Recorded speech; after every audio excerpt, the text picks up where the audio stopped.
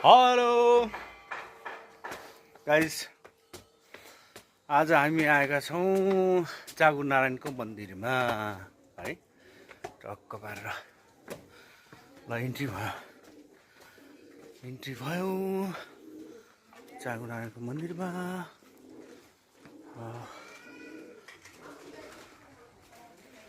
यो मन्दिरमा आउने दुईटा बाटो रहेछ नि, एउटा पश्चिमतिरबाट एउटा पूर्वबाट रहेछ। हामी चाहिँ पश्चिमबाट छिरेको अहिले। ल हेर्नुहोस्, चागु नारायणको मन्दिर टक्क धेरै पुरानो मन्दिर हो अरे यो।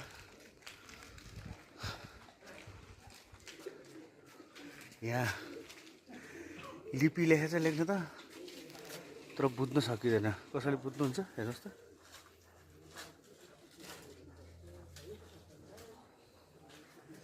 यो ठुलो ढुङ्गाको बनाएको रहेछ। अनि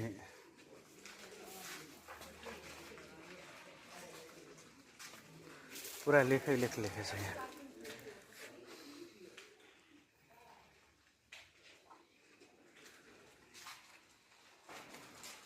ल मन्दिर